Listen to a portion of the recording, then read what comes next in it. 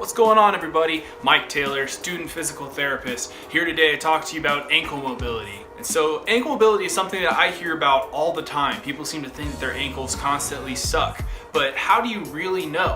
In many instances, that feeling of tightness, both in the ankles and in other parts of the body, even in the absence of actual tissue restriction, can be deemed a bad thing that constantly needs to be addressed. But how do you really know that that's the case? So my answer here is the same as it is to most questions regarding physical therapy and the body, and that is that it all depends. So ankle mobility is really important for a bunch of reasons, and when I'm talking about ankle mobility, at least for the context of this video, I'm mainly referring to dorsiflexion, or the ability to bend at the ankle to bring your foot kind of towards your body.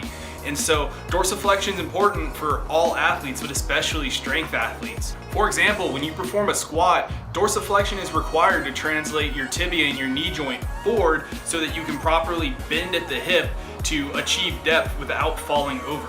If you're lacking ankle mobility, you can kind of make up for that range of motion at other parts of the body, which in many instances isn't necessarily a problem, but it can sometimes lead to kind of stretching certain parts of the body beyond what they should really be doing. So if you have issues with squatting where your heels are coming up off the floor, or you're having issues hitting depth, checking your ankle mobility can be a really good place to start.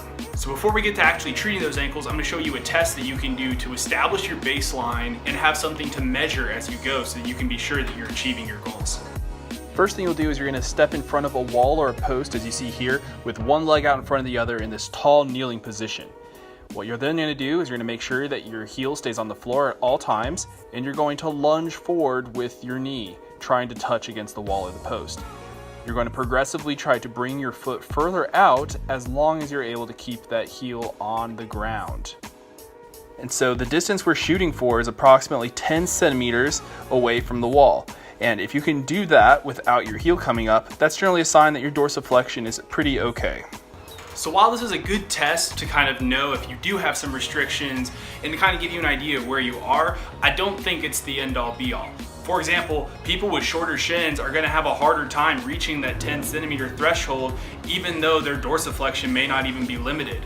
So what I would recommend is utilizing this test in conjunction with knowledge of some ankle mobility impairments that you've identified with your squat, be it difficulty achieving depth or your heels coming up when you squat, to kind of help track your progress as you go with treatment.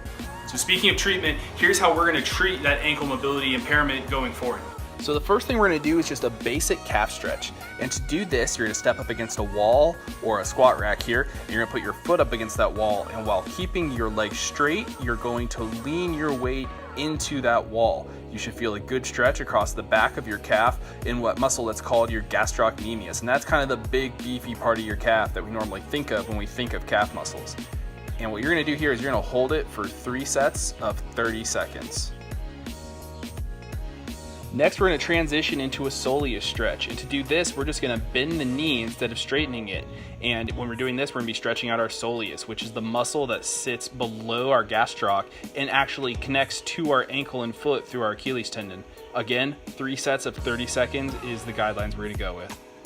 So after you stretch, it's important to then work that joint through the new range of motion that you've achieved. And to do this, what I'm doing here is just a repeat of the weight-bearing lunge, this time with a little bit of added stabilization at the heel to keep that heel down.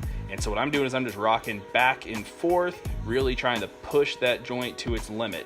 3 sets of 15 reps is going to be plenty for this. Another option is to drop into a deep squat and alternate putting more pressure through one ankle or the other, just rocking back and forth, trying to keep that heel down as we do it. Again, 3 sets of 10 to 15 should be plenty. The nice thing about these exercises is that they are very basic, they don't require a lot of equipment, and they also don't require an advanced knowledge of biomechanics to properly execute and get the results that you want.